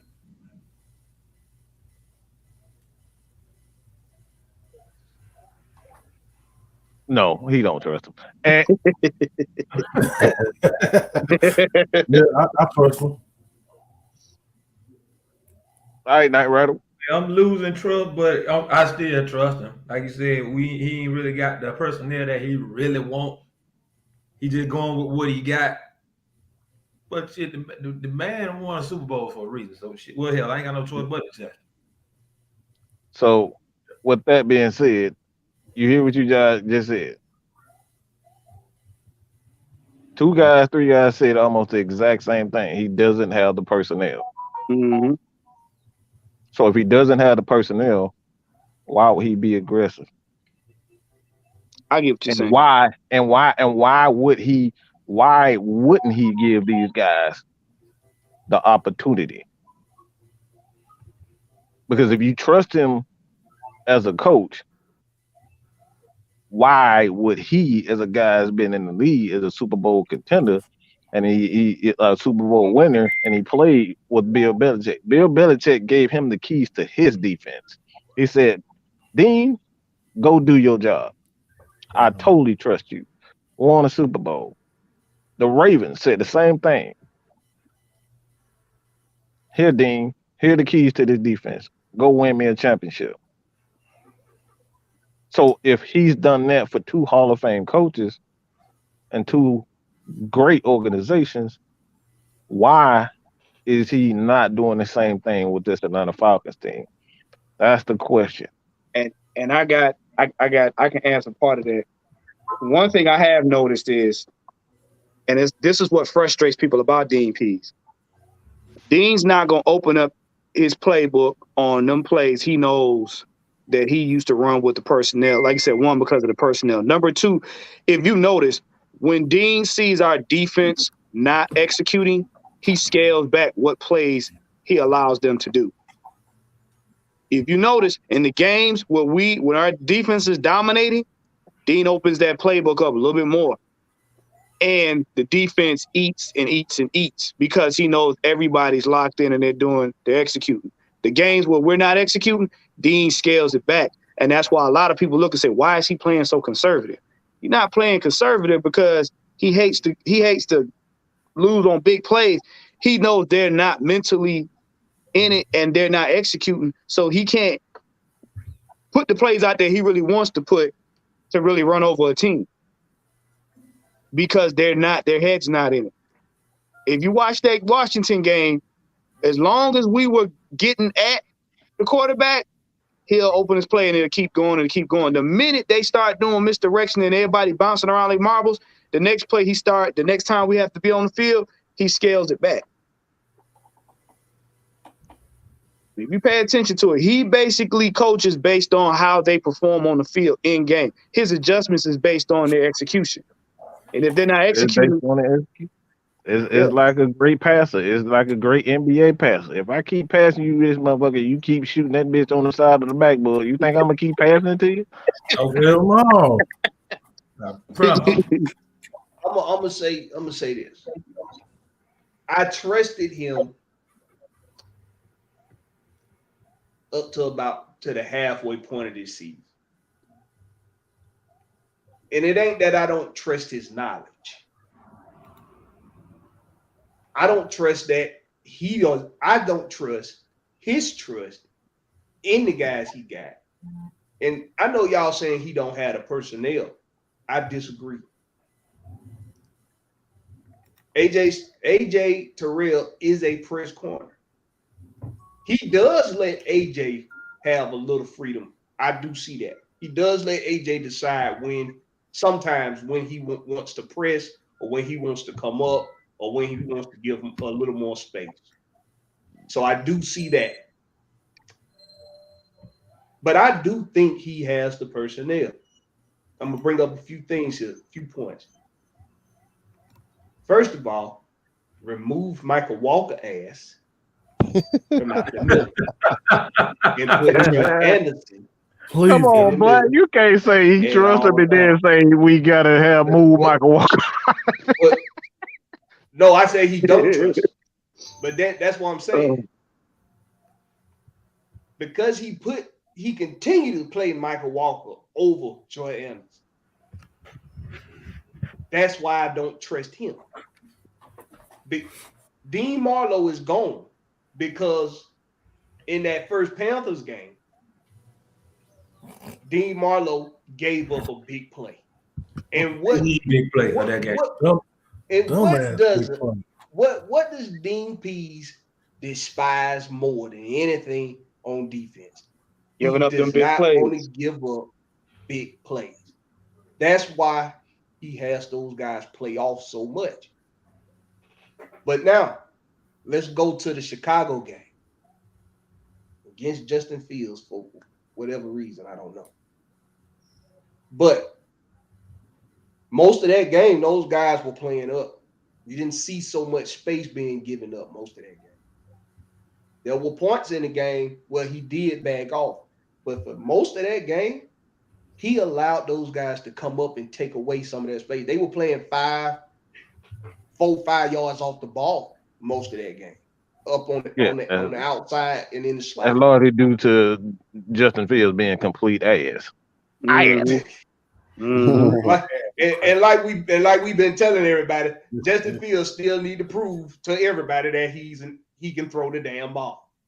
I don't know why people think that he's proven that for whatever reason. I still haven't seen it. Because he's popular. But like you just said, some of that is due to Justin Fields being ass throwing the ball. Heineke is serviceable throwing the ball. And he doesn't trust that those guys can stick with route runners long enough for that front to get home. Or to at least move Heineke off his spot enough for him to have to revert and now go to a second, third option, fourth option. So that's why I don't trust him. Because I think he does have the personnel. But because we haven't seen but a small sample size of it against Justin Fields, well, it did work very well. Justin Fields left the game in a whole lot of bad shape. I'm just trying to figure out like where on the defense, because like you saying you have the personnel. I just don't see it outside of AJ and Richie Grant. Like outside of that, like that's a huge question mark, even with Rashaan Evans and coverage. AK is pretty good. AK is pretty solid. You don't need them to be shut down corners or shut down safeties. You just need for them to be able to do their job for snap count. 1 Mississippi, 2 Mississippi, 3 Mississippi. If they still on their guy, AK and Lorenzo, they be getting there. If you can get a 3.5 Mississippi or 4.5 Mississippi, those guys getting home. And even Grady, when he's splitting them double teams because he was splitting double teams like crazy in that Commanders game. When those guys can get that pressure, you're not too much worried about if they stand with a man because you have the talent. That's my biggest point. You have the talent up front if you just let these guys play up a little bit. All I'm saying. I feel you, but our secondary. Look, man. Outside of AJ, man, let's just keep it. Everybody got a freaking question mark over their head. Every last one of them. Every last one of them. Let's just keep that real. And every one of those linebackers have a question mark. Every last one of them, including the rookie, including Rashawn Evans, who's having a great year. Every last one of them have a question mark over their head. We can say from the right corner, left corners, free safety, strong safety, middle linebacker, outside, weak, all that. Every last one of them got question marks over the head. Well, That's not the really. problem. Hey, I would. Richie was I would ass, say bro. that, Like he was just Richie was and running to his that own man. He Commanders was game, missing he was tackles. absolutely. He's been That very Commanders game, inconsistent he playing tackling very this out year. of character. Well, I just think it's like we're getting there, but because we weren't drafting heavily for the trenches. Dean's a little uncomfortable with, like you said, giving, because like we all know, Them Dean came from everything teams in where one. Dean came from teams where it hit that defensive. He had boogers on the defensive line. Them was some big, burly, nasty dudes that he knew once I open his play, we can get at him. And he's not comfortable right now because a lot of our defense is still undersized. Mm-hmm. And I think with bigger, if Dean gets the players that he wants in conjunction to what we have, you gonna see his calling a whole lot different. Like I said, I think we have potential, but they're not showing that potential consistently. No, they're So not. like my thing is I don't disagree with what you're saying. My thing is they're not there yet. Richie Grant is not a complete player right now. He has the potential. We've seen flashes of greatness from him, of his ability. We've seen flashes from Jalen Hawkins. We've seen flashes from other guys like D. Alford, but they haven't been consistent. And I think from a coach, like any coach, they don't want to see flashes. They want to be able to trust and call your number at any given time to say, all right, Grady, I need a sack. Timmy Horn, I need you to stop this run. I need to call your number. When I call your number, you better get it done. Not, I hope he get it done. Okay? That's the difference. Please last get it point. done. Please. Last point, so we can move on. Last point. If their man has 7 yards to come off the ball untouched to go into their route, they can't show they can't show that they could be ready or not. Because you give anybody that much space, they're gonna get a catch on you. Just saying. Well, I tell you what, let's we get ready to come up on the 2-hour mark. Let's go ahead and get to this last topic here, which are the keys to victory against the Steelers. Woo. Big Ant. I'm gonna let you go first. Well, y'all already know where I'm going with this, because we've said it since the offseason. We done said it every single week we have played, and I'm going to say it again. Run the damn ball. Right up, look. I don't give a damn if they stop it for a yard. Keep running. Keep running it. And then on defense, Lord God.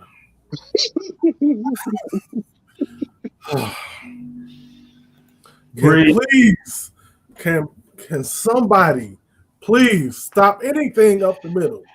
Please, I'm begging you. I'm begging you. Please. We got the speed to go sideline to sideline. I'm not worried about that. Can you stop something up the middle? Please. Look. Players over here. Stop looking over there. What you looking over there for? Your gap is over here. What you doing over there? That's all I ask. Just please, guys. What you got, Blackberry? I'm just confused by Warriors comment because he just said the Falcons could go 9-8. But he just said he don't think we'll beat the Steelers. Huh? Okay, I'm going to. I'm confused. We're I'm confused. It's not Blackberry. I'm gonna say this, because I know we like to think on it. It's not your job to understand stupid. Mm-mm. I'm just confused. Don't do it. So you don't think we'll beat the Steelers, but you also think we'll beat the Ravens. Because in order to go 9-8, we can't lose but one more game. Mm-hmm. Anyway, make it make sense. Anyway, key to victory. And he already said the main one, run the damn ball. That's automatic.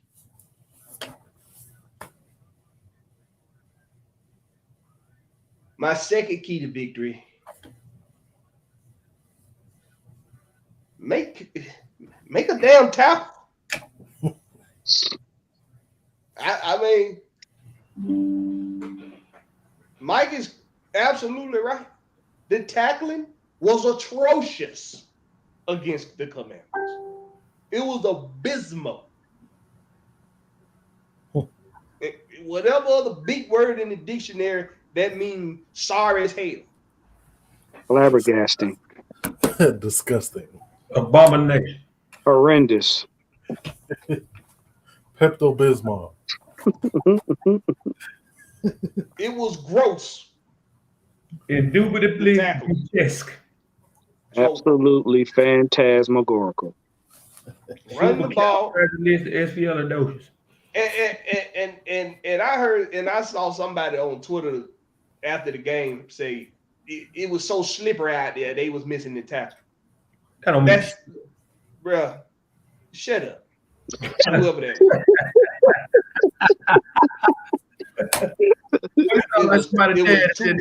shut up. It was too slippery out there. Run the ball and make your damn tackles. No missed tackles. Please, God. Please. Them my keys right there. What you got, Locke?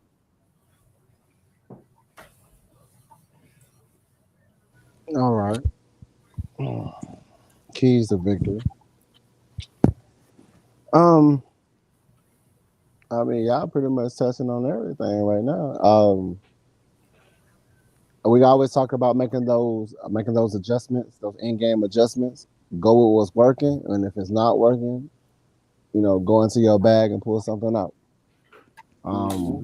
The guy we had on doing the post game, Alex had said it. A guy from he said we was going against the same type of team that we was going with when we was going against the Commanders. So they pretty much the Steelers have about the same personnel.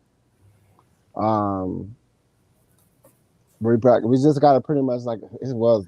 I'm tackling, man. I don't know. Good Lord. It's almost just how it looked. It looked about worse than what it was just about when we went in Carolina, bro. But I mean, let's stop. Man, just like I said, y'all done touched on everything. So right now at this point, just try to, we're like one of the least penalized teams, which is thankfully, let's not give up penalties in the red zone. The simple stuff like we always talk about. Let's make those timely adjustments, run the ball, get less penalties, score in the red zone.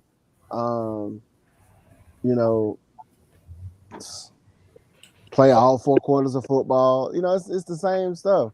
It's like it's the only reason it's the same stuff because we almost have a complete team. We're just missing key people or key things.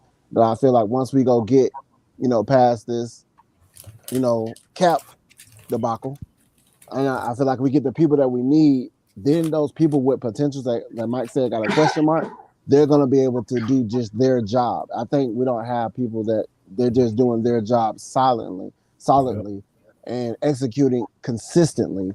So I think and that's just it. I'm gonna just say that. Execute consistently. You know what I'm saying? No, do your assignment. Be fundamentally sound, like Blackberry always talk about. Execute consistently, like Mike just mentioned. Run the ball, like Ant said. I mean, that's just it, man. I mean, there's nothing more to pretty much say besides that. We know what personnel. We know who we are. We know who Mariota is. We know what we have on defense. You know, Mark Walker's in the middle. He's starting. You know, I mean, we're just going against the same team. Let's do what we didn't do last game. Do it better this game because it's the same mirror image of the last team, and that's my take. What about you, Night Right? All right, number one. I'm gonna need for the offensive line to be on their P's and Q's because they have a man by the name of TJ Watt coming off of that end. Yes, Lord. And he is nothing to play with. Okay. They definitely got to keep TJ Watt off of Mariota, but they got to keep him out the backfield. That's number one. Number two, we know what George Pickens can do, man. We need for AJ to be on George Pickens like a cheap suit. He need to be on him like white on eyes. Because George Pickens is playing out of his mind too. He is not playing. Number three, make Kenny Pickett look like a rookie. Kenny Pickett, he playing some good ball since he came in. He getting better by the game, but y'all, let's make him look like a rookie. Force him to make those rookie mistakes. And then I'm gonna give you a bonus one for take advantage of your opportunities. If you get those turnovers, let's turn them into some points. I'm tired of the 3 points. I need 7. 7 points. Turn those turnovers into points and take advantage of everything you get, man, because those missed opportunities will come back and bite you in your ass at the end of the day. And that's all I got to say. What you got, Mike? Yeah.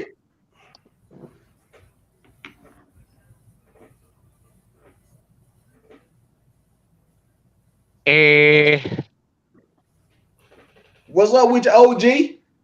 I think it. I think it's. I'll just say this.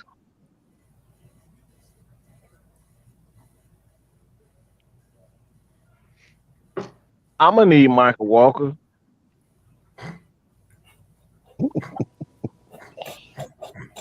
Put some powder in his diaper.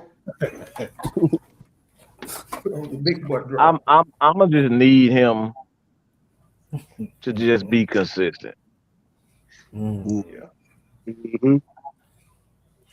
Because the problem with this defense is not our secondary. It's not the front seven, it's the linebackers.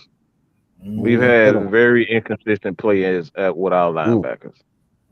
From game to game, from the first game all the way up to now, every linebacker has been incredibly inconsistent. So I'm going to need him and his blonde hair. Oh, you mean the ramen noodles? Yeah, the ramen noodles. I need the ramen noodle head to actually pretend as though he's the Deion Jones. I need him to pretend like he's Ray Lewis. Maybe that'll help him because pretending like he's his damn self ain't working. So I need you to pretend that you Ray Lewis, that you Mike Ditka, that you Tom Bucker, and all the great players that ever played in the game. I need you to pretend like you Mike. I wanna be like Mike. Please just pretend like you did. Yeah, tell Cisco quit going to the line trying to perform the thong song for everybody else. Right. And look, twerking in the middle of the So pretend like you were great. I need you to pretend because, like I said, obviously me and you ain't helping. So pretend like you somebody else great, okay? Because we need better play. We need better play from our life. What the fuck are you doing, Black? You tearing that recliner up. So I'm gonna need him to pretend to be somebody else for a change. Maybe that'll help with his consistency. You know who So Michael that's Walker kinda all. look- You know who Michael Walker kind of look like? Ooh. Look like Donnie from the Wild Thornberry. You remember that? This nigga. I cannot with you, man. Oh my God, really?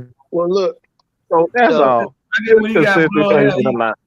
I guess when he got blonde hair, he thought he was Super Saiyan. look. Look, Look. I see. I was going. Look. I had another reason for why he got that blonde hair, but I'm gonna leave that subject alone. Yeah. Yeah.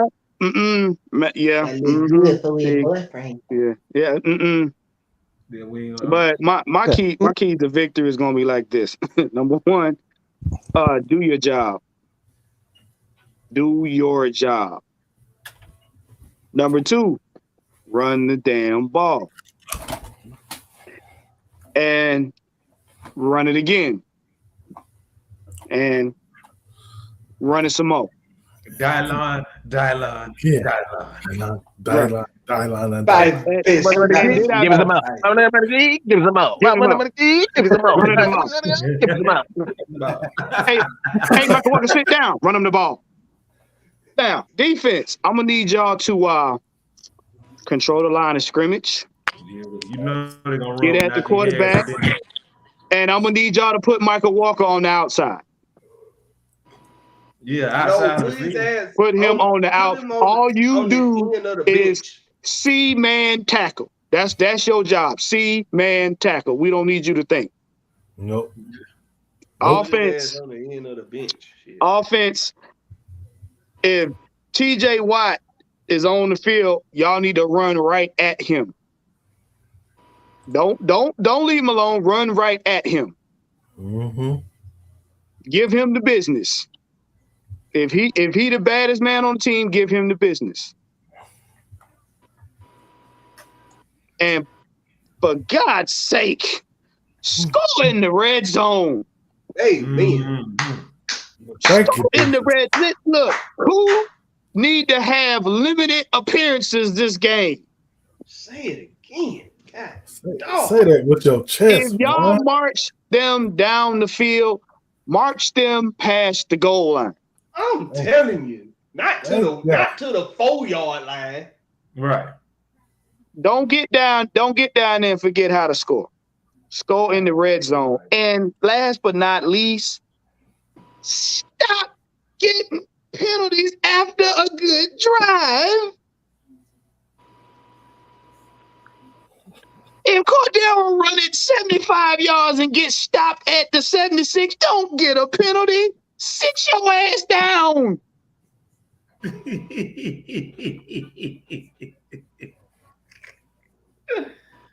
Damn.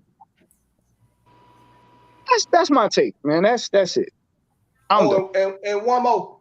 Lindstrom and McGarry become the nasty boys again. What's up? Knobs and sags. Become the nasty boys again. Y'all showed y'all behinds off against Justin Fields in the Chicago Bears. Y'all was knocking dudes into the third row. Man. Oof. Come on, become the smash. Well, what them boys? Bash Brothers. The Bash Brothers. Bash Brothers. Yeah, become the Bash Brothers again, man. Yeah, we need consistency out of them too. Oh, Lindstrom has been pretty consistent. Yeah, I mean, consistent. Yeah. McGarry's been a lot better than what he was before, but A lot better. I'm gonna add this little take. I'm gonna start looking for centers in the trail because I'm not doing this. I'm just gonna get ahead of the curve, and I'm gonna just start looking at centers, and I'll keep it at that. Thank you. Alvin is who he is, and he's not going to change. Well, look, man, we passed the 2-hour mark. We have had a good show. We gave y'all a lot of information. We thank y'all for tuning in Dirty Bird Thursdays. Make sure tomorrow that you guys tune in to GSN with Blackberry. They'll be going over like the Hawks. Actually, there's a slight change. Okay. And I know Ms Maggie, she ain't gonna like I'm announcing this now before I told her she gonna get out my ass. No, she's not gonna like it. She gonna ring your ass. I will not be attending the Friday night shows. And I will not be having my Tuesday night shows anymore. It's only gonna be Thursday nights, 8:05. Well, tonight, 8:30. So right after this, the conversation not over. Y'all got more Falcon talk, and we're gonna talk about them Hawks too. So y'all go over to BlackBerry, y'all can stay on AFN, go over to GSN. How you gonna do it? I suggest you go to all three and subscribe. Okay. Right. And that's BlackBerry, no C, just a K. And I'll be attending Sundays pre-games when I'm able to. And I'll try to jump in on some post games, but I'm making some changes, some life changes, trying to get right with the Lord.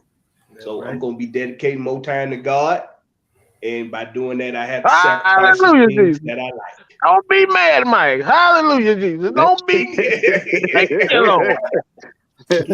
Well, listen, man. Hey, look, make sure you guys like, share, and subscribe. Make sure you check out GSN. Make sure you check out AFN. Hey, Man Mike Sports, K Styles, Jew Talk Sports. Hey, check us out, man. We're a movement. So we trying to make this sports commentation positive. But once again, we thank y'all, Big Ant. Let them know what's up. The hell with Big Ant, old troublemaking ass. No, they're playing Mario 3 and shit.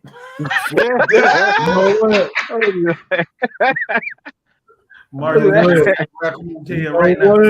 What you over there doing? And over there playing Mario Kart. Don't be shamed, man. We all I got this. The hell with all y'all. The hell with you too. I was like, he missed the plumber hat and the raccoon tail. He been flying around like Oh man. Hey man, y'all go head over to Blackberry Rex, man. We about to give him a fire show, man. So please support your boy, man. Like you support AFN, like you support Mad Mike, like you support everybody. Support this man. He got fire content. Yes, sir. Yeah, just like he said. Go ahead, Juan. Close that thing on out. All right. Well, let's see now. You see where you can find Big Ant. He over there in Mario Land. Yeah, what was on right now? Then we got Blackberry. That's BlackBerry, no C, just a K. Then we got Lock.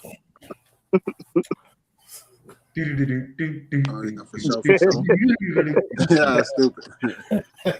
We got Night Rider. Excuse me. Fake news. Everybody needs to make sure you follow AFN. He's a very wonderful people. Excuse me. Fake news.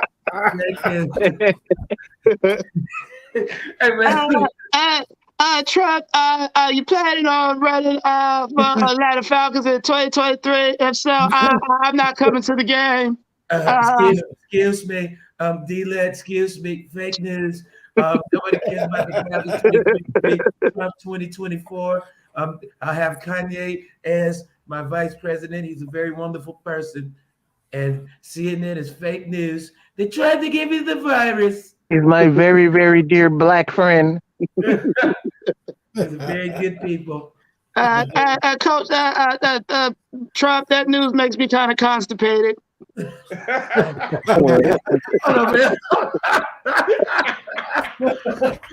yo, man. Look, we have a good time over here. I'm the Falcons therapist. Y'all can catch me on Twitter at Falcons therapist, on TikTok at IG, Elegance Wellness Facade. Listen, man, we got to be out of here. Thank y'all for tuning in with the home team. Hey, home team, we out, man. Yeah, man. Peace. Fake news. Peace. Fake news.